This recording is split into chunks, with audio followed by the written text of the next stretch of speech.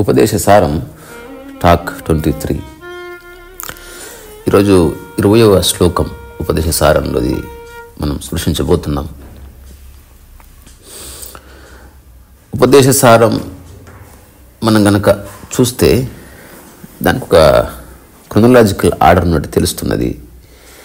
అదేమిటి?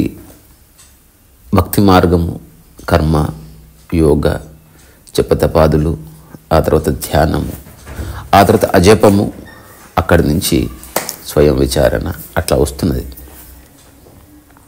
నిన్న మొన్నటి శ్లోకాల్లో స్పష్టంగా ఇది సారము కాబట్టి దాని వ్యాఖ్యాన చేయలేదు. అదే కష్టం ఆధ్యాత్మికతలో. తెలిసిన వాడు చెప్తాడంతే, తెలియని వాడికి ఎలా చేరుకోవాలన్న పెద్ద సందిగ్ధం.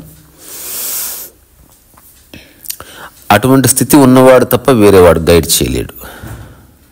అట్లా సో ఈ మన దృష్టి వస్తువుల మీద పడుతుంది, లేదా మనుషుల మీద పడుతుంది, లేదా దృశ్యం మీద పడుతుంది. దానివల్ల మనలోకి ఇమేజ్ ఏర్పడుతుంది. తద్వారా అది నాది అన్న భ్రాంతి కలుగుతుంది. అందుకని మన మనస్సు ఎప్పుడు ఎదురుగున్న వస్తువులోనూ మనిషిలోనూ సిద్ధాంతంలోనూ చిక్కుకుపోయి ఉంటుంది. అట్లా కాకుండా దేనిలోనూ చిక్కుకోని మనస్సు, దేన్ని పట్టుకోని మనస్సు యొక్క స్థితి ఏమిటి అని చెప్పే ప్రయత్నం చేస్తున్నాడు ఆయన. తర్వాత నేను అనేది ఎక్కడి నుంచి పుడుతుంది అని నిజంగా అన్వేషిస్తే ఆ నేను అనేది వేరే వాటి నుంచి వస్తుంది. నిన్న చెప్పుకున్నాం ఇది. మీరే ఆలోచించండి. అంటే రమణ మహర్షి చెప్పాడు ఇదేదో చాలా క్రిటికల్ సబ్జెక్ట్ అట్లా అనుకోవద్దు. ఇది అత్యంత సూక్ష్మమైంది, సులువైంది, సరళమైంది. It's very very very simple understanding. ఆధ్యాత్మికత సంక్లిష్టత అయిందంటే దానికి కారణం మనుషులు చేసిన తప్పుడు వ్యాఖ్యలే తప్ప నిజంగా అందులో సంక్లిష్టత ఏమీ లేదు. సో తెలియనివాడు ఊరికే దాన్ని ఒక పాండిత్యంలాగా చెప్పి ఏదో విధంగా దాన్ని సర్కిల్ పూర్తి చేయాలని చూసినప్పుడు, కొన్ని తప్పుడు మాటలు ఉపయోగించినప్పుడు, దాంట్లో చేర్చకూడని విషయాన్ని చేర్చినప్పుడు కొత్త వ్యక్తికి చాలా ప్రాబ్లమాటిక్గా అనిపిస్తుంది. ఒకసారి రమణ మహర్షినే చూడండి. అసలు ఎప్పుడన్నా ఆయన జపం చేసినట్టు కనిపించాడా? తపస్సులో ఉన్నట్టు కనిపించాడా? ఏమైనా చాంటింగ్ చేస్తున్నాడా? అందరికి వచ్చిన వాళ్ళకి ఏమైనా నినాదాలు చేయిస్తున్నాడా? ఖచ్చితంగా ఇది చేయాలని చెప్తున్నాడా? లేదా కాషాయం ధరిస్తేనే అన్నాడా? లేకపోతే ఆహార నియమాలు ఏమన్నా పెట్టాడా? అఫ్కోర్స్ వెజిటేరియనిజం అనేది యూనివర్సల్, అది వేరే, అదేం సిద్ధాంతము కాదు. కామన్ సెన్స్ ఉంటే తెలుస్తుంది అంతే. లేకపోతే కమండలం తను జస్ట్ నీళ్ళకు వాడుకున్నాడు అంతే. ఏమిటి అతను తనే స్వయంగా ప్రమాణమే చూపిస్తున్నది అంటే బీ ఆర్డినరీ. నీ మనసు దేన్ని పట్టుకోకపోతే అట్లా ఉంటుంది ఒక బీయింగ్, అంతకు మించి మరేమీ లేదు. సో ఉపదేశ సారంలోకి వెళ్ళే కంటే ముందు సరదాగా పాడుకుందాం.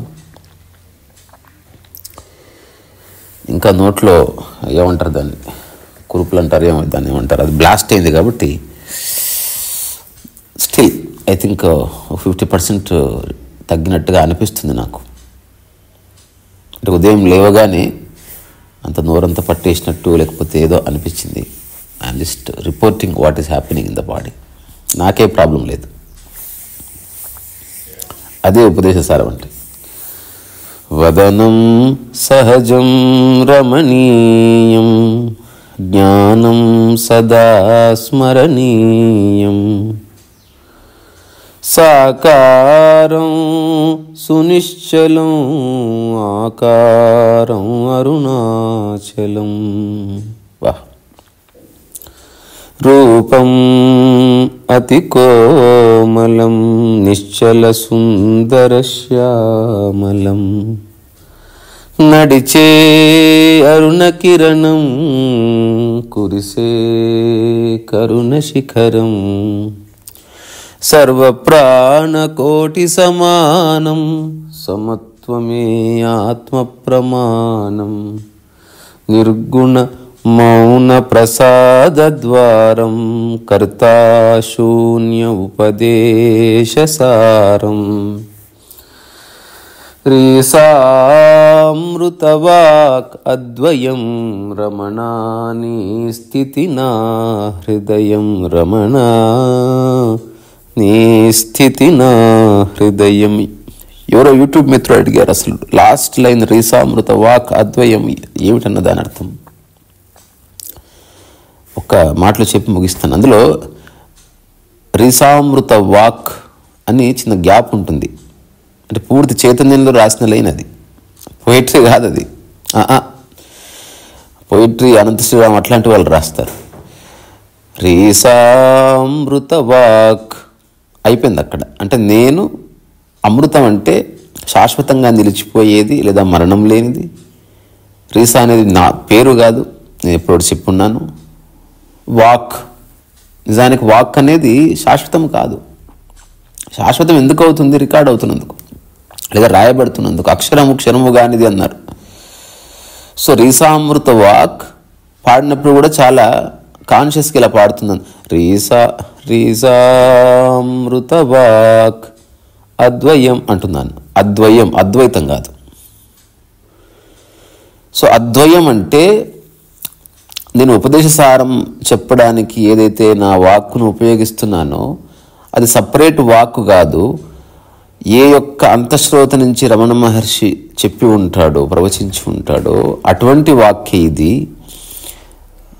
తద్వారా ఇది అద్వైతము కాదు, అద్వయం అంటే అసలు విభజనే లేనిదని.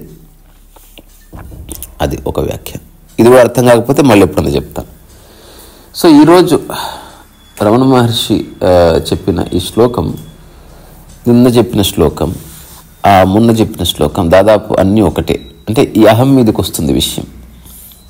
అంటే ఇది ఎలా ఉంటుందంటే, నువ్వు చూస్తున్నావు కదా, ఆ చూసేది కావాలనుకుంటున్నావు. కావాలనుకోకుండా చూస్తే ఎలా ఉంటుంది? I'm asking A question. మీరే ఆలోచించుకోండి. మీరు ఒకదాన్ని చూస్తున్నారు, కానీ దాని పట్ల మీకు డిజైర్ లేదు. అప్పుడు మీ చూపు ఏమిటి? అసలు దాన్ని నిర్వచించగలరా? ఇప్పుడు పరమాత్మ దర్శనం చేసుకుంటాం. తిరుపతిలో వెంకన్న దర్శనం చేసుకుంటారు. వెంకటేశ్వర స్వామిని చూసి ఆ విగ్రహం కావాలనిపిస్తుందా మీకు ఎప్పుడన్నా? ఆ క్వశ్చనే లేదు, చూడదు. చూస్తున్నారు కదా. సరే, భక్తి మత్తులో ఉన్మత్త స్థితిలో చూడడం ఉంది, అది కూడా తీసేయండి. అట్లా కాకుండా జస్ట్ చూశారనుకో, వాట్ ఇస్ ఇట్? అప్పుడు మనస్సు యొక్క స్థితి ఏమిటి? అప్పుడు ఆలోచన యొక్క స్థితి ఏమిటి? ఒక్కసారి ఎవరికి వాళ్ళు ఎంక్వైరీ చేసుకుంటే ఇప్పుడు రాబోయే సూత్రాలన్నీ కాస్త తెలుస్తాయి. లేకపోతే అబ్స్ట్రాక్ట్గా అనిపిస్తాయి. బికాజ్ వెరీ అబ్స్ట్రాక్ట్ ఇప్పుడు రాబోయే సూత్రాలన్నీ కూడా. నిన్న సూత్రం ఏమిటి? అహం అయం కుతో భవతి చిన్వత అయి పతత్యహం నిజ విచారణం. అంటే నేను అన్నది ఎక్కడి నుంచి పుడుతుంది అని అన్వేషిస్తే ఆ నేను పతనం అవుతుంది. ఇది ఆత్మవిచారణ. సో ఇంతవరకు ఎవరు చెప్పని ఒక విషయాన్ని నేను ప్రస్తావించాను. అది పుస్తకాలు రాయబడలేదు, వాళ్ళకు కూడా తెలియదేమో, లేదా వాళ్ళకి ఎలా చెప్పాలో తెలిసి ఉండకపోవచ్చు. ఇదేం గొప్ప అని చెప్పట్లేదు, మీకు ఉపయోగపడుతుంది, నాకు ఉపయోగపడుతుంది, ఉపయోగపడింది యాక్చువల్లీ. అదేమిటి? 2 రకాల నేనులున్నాయి అని నాకు తెలిసింది. తద్వారా రమణ మహర్షి చెప్పింది త్వరగా అక్కడ చిక్కుతుంది అనమాట. నేనెవరు అంటే ఈ ప్రపంచం ద్వారా నేను అనుకుంటున్న అబద్ధపు నేను కాదు, ఏ గుర్తింపు లేకుండా ఉండిపోయే ఒకనొక స్థితి, అది నేను. అది ప్రొక్లెయిమ్ చేసుకోబడదు, అది అనుభవించబడుతుంది అంతే. ఇప్పుడు ఎగ్జాంపుల్, నువ్వు అడవిలో ఉన్నావు, నేను నేను నేను నేను నీళ్లు తాగాలనుకో, నాకు దాహం వేస్తుంది అనుకో, అక్కడ ఏమంటారు తెలుసా? నీళ్లు అనుకుంటాం అంతే. చక్కెరకి దేకో. ఎందుకంటే నేను నా గదిలో ఏకాంతంగా కొన్ని సంవత్సరాలు బతికాను కాబట్టి, అడవిలో ఉన్న ఎక్కడున్న ఏకాంతమే కాబట్టి అక్కడి నుంచి నేను చెబుతున్నాను. అసలు నీకు థాట్ ఉండదు, నువ్వెవరో. మీరు బిలీవ్ చేస్తారు లేదో, అసలు నీ పేరు కూడా గుర్తుండదు నీకు. ఇంకా ఫ్రాంక్గా చెప్తున్నా, అమ్మ పేరు కూడా గుర్తురాదు. ఎందుకు గుర్తురావంటే మైండ్ అనేది నిరంతరం ఉద్దీపన చేస్తూ ఉంటేనే, రిపీట్ చేస్తూ ఉంటేనే మైండ్ యాక్టివేట్ ఉంటుంది. I mean to say memory activate ఉంటుంది. ఇక్కడ మనం అష్టవక్ర సంహిత కానీ, లేకపోతే ఉపదేశ సారం కానీ, లేకపోతే నిర్వాణ షట్కం కానీ, they are not talking about memories or a faculty called memory. అంటే మనస్సు మీద ముద్రించబడ్డటువంటిది లేదా బ్రెయిన్లో నిక్షిప్తమైన సమాచారం మెమరీ అన్నది. అది వేరే, చూడదు. ఇప్పుడు ఆలోచన వచ్చిపోతుంది, అది మెమరీలో ఏం కూర్చోదు.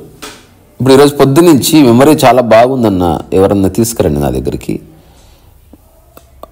అతను చెప్పొద్దు, ఈవెన్ ఎంత తోపైనా సరే చిన్న టెస్ట్ పెడదాం, వర్కౌట్ కాదు. అయితే ఏమీ లేదు, పొద్దున్నుంచి నైట్ వరకు ఆయన ఏం మాట్లాడతాడో మాట్లాడదాం, మనం మాట్లాడతాం, పాటలు పాడతాం, వాట్ ఎవర్. నెక్స్ట్ డే అదంతా చెప్పాలి యాజ్ ఇట్ ఈస్గా. ఇంపాసిబుల్ అంటే ఇంపాసిబుల్. అతను మెమరీ గుర్తుపెట్టుకోవాలంటే దాంట్లో ఒక ఆర్డర్ ఉండాలి. కేఎస్ని గుర్తుపెట్టుకోదు మైండ్, ఇంపాసిబుల్ అది. ఇప్పుడు ఎవరెవరైతే మెమరీ మాస్టర్స్ ఉన్నారో they are actually create an order inside. అది చిన్న కామన్ సెన్స్. అది ఏదో ప్రపంచంలో పేరు ప్రఖ్యాతులు తెచ్చుకోవడానికి ఉపయోగపడుతుంది, వాళ్ళకి దాని ద్వారా డబ్బు వస్తుంది కాబట్టి దే రెస్పెక్ట్ మెమరీ. దానివల్ల అదే మీనింగ్లెస్. అది మీనింగ్లెస్ అంటే ఆధ్యాత్మిక పరిభాషలో. Otherwise memory is good. నేను చాలా పాటలు గుర్తుపెట్టుకున్నా, కానీ గుర్తుపెట్టుకోకపోయినా ఏమీ కాదని తెలుసుకున్నాను. ఎందుకంటే గుర్తుపెట్టుకోవడాన్ని పెట్టుకోకపోవడాన్ని చూస్తున్నవాడిని నేను. అది వేరే స్థితి ఉన్నది, ప్యూరెస్ట్ ఫార్మ్ ఆఫ్ ఇంటెలిజెన్స్ ఉన్నది. అక్కడికి తీసుకెళ్తున్నాడు రమణ మహర్షి. సో ఈరోజు శ్లోకం, ఇది ఇంకా నేను ఒక్కటి మర్చిపోయినా, అదేంటి, ప్రపంచం వల్ల నేను అనే భావన కలుగుతుంది. సో ఇప్పుడు ఏది నిజమైన నేను, ఏది అబద్ధపు నేను అని కలుసుకోవడానికి ఒక విభజన మీకు ఇస్తున్నాను. అది మీకు మీరు చెక్ చేసుకోండి. అదేమిటి, ఏదైతే నేను అనుకుంటున్నారో, నేను డాక్టర్ని, ఇది నిజమైన నేనువా, నిజమైన అబద్ధపు నేను అంటే సింపుల్. మీరు జీవితకాలం డాక్టర్గా ఉండరు, పుట్టినప్పుడు మీరు డాక్టర్ కాదు కాబట్టి ఇది అబద్ధపు నేను. నేను మగవాడిని, ఒక మోస్తరుకు సత్యం. అది పుట్టినప్పుడు మీరు అదే, యవ్వనంలోనూ అదే, ముసలితనంలో, కాబట్టి అది నేను అనుకోండి. సో ఆ నేను అన్నది ప్రకృతికి సంబంధించింది, అది కాబట్టి శాశ్వతం, కాబట్టి అనుకో, పర్వాలా. కానీ వెరీ ఫిజికల్. ఇప్పుడు విచారణ ఎట్లా వస్తుంది? నేను అంటే నేను మగవాడిని, ఎప్పుడూ ఉండేది నేను కాబట్టి, నేను పుట్టినప్పుడు యవ్వనంలోనూ మరణ సమయంలోనూ మగవాడిగా ఉన్నాను కాబట్టి ఇది సత్యము అని అనుకుంటే అక్కడి నుంచి విచారణ మొదలు. మరి మనస్సుకుంటుందా? మనస్సుకు ఆడామగా లేదు కదా, తద్వారా పడిపోయింది. సో ఏది ఎప్పటికీ ఉంటుందో దాన్ని పట్టుకోవడం అనేది ఆత్మజ్ఞానం. ఈరోజు అది నిజమైనది, అది నిజమైన నేను. ఈరోజు శ్లోకం, అహమినాశభాజహమహంతయా స్ఫురతి హృత్సయం పరమపూర్ణ సత్. పాడినప్పుడు కొంచెం విభజించబడ్డది. అహమి నాశభాజ్య మహంతయ స్ఫురతి హృత్స్వయం పరమపూర్ణ సత్. ఎప్పుడైతే ఈ నేను నశిస్తుందో అప్పుడు ఉన్నతమైనది, పరిపూర్ణ సత్స్వరూపమైనది అగు అహం అహం అను ఆత్మయే ప్రకాశించింది. అంటే ఈ ఖండితాలతో మన ప్రాపంచికంగా నేను అనుకుంటున్న రకరకాల అబద్ధ విషయాలన్నీ పోయినప్పుడు ఒక అఖండమైన స్థితి నీకు కలుగుతుంది. అఖండమైన స్థితి నీవు. అంటే there is a state which is unbroken, అంతే. అప్పుడు నేను చాలా తేలికైన పరిభాషలో దీన్ని ఎన్నోసార్లు చెప్పి ప్రయత్నం చేసిన, because it is very difficult to convey.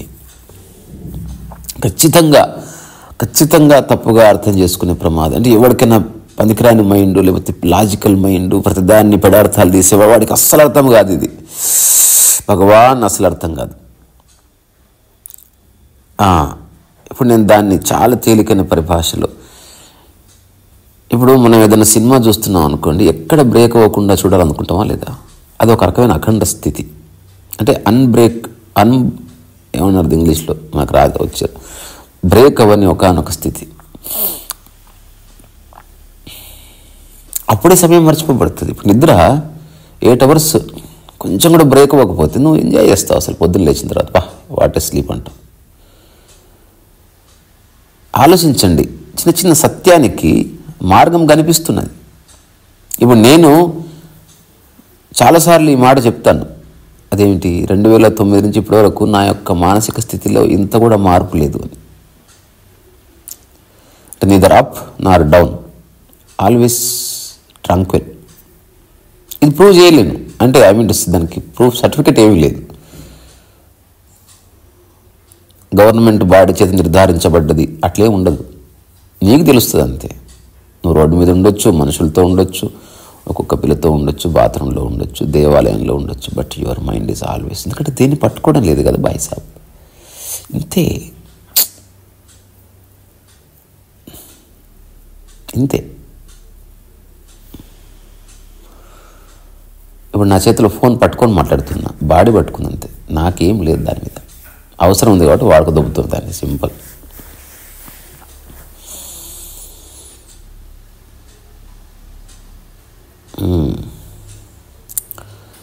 So మనస్సు ఖండాలుగా, రమణ మహర్షి ఒకసారి ఒక మాట అన్నాడు, నువ్వు రోజుని ఎన్ని భాగాలు చేసుకుంటావో నువ్వు అన్ని భాగాలుగా మారిపోతావు అన్నట్టు. నువ్వు అఖండానివి బాయ్ సాబ్, నువ్వు అఖండానివి. ఒక సీమ్లెస్ ఎక్స్పీరియన్స్ అంటాం కదా, మన సినిమాకి వెళ్ళిందా లేకపోతే అమ్యూజ్మెంట్ పార్క్ వెళ్ళిందా ఎక్కడికి వెళ్ళినా ఇక సీమ్లెస్ అని రాస్తారు. సీమ్లెస్ అంటే ఎక్కడ బ్రేక్ అవని, ఎక్కడ ఎడతెగని, అంటే బిగినింగ్ నుంచి ఎండింగ్ వరకు ఎక్కడ అట్లా. అట్లా ఎప్పుడన్నా మీ ప్రశాంతత ఉందా?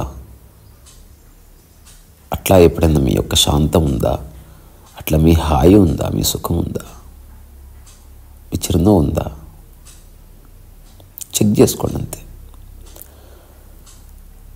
మనస్సు ఒకదాన్ని పట్టుకుందా ఖండితపోతుంది. చిన్నపిల్లవాడు నవ్వుతూ ఉంటాడు, వాడి చేతిలో బొమ్మ ఉంది, ఆ బొమ్మను పట్టుకొని నవ్వుతున్నాడు, ఆ బొమ్మను లాక్కుగానే ఏడుపు వచ్చింది అంటే ఖండం అయిపోయింది. జ్ఞానం అంటే ఏంటో తెలుసా? చేతిలో బొమ్మ ఉంది, నవ్వుతున్నాడు, బొమ్మ లాగేసుకుని నవ్వుతున్నాడు.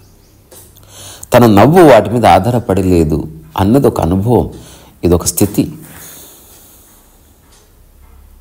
ఈ స్థితిలో ఎక్కువసేపు ఉన్న తర్వాత ఒక సహజమైన గంభీర శాంతం వస్తుంది. అది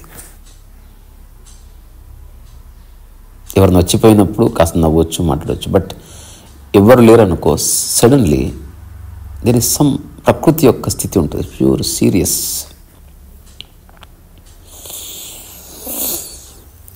ఒక మాటల్లో వర్ణించలేని ఒకనొక pleasantness you experience within and the other also experiences.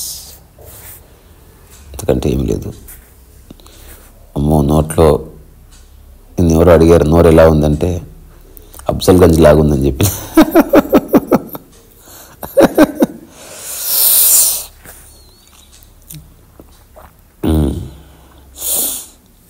So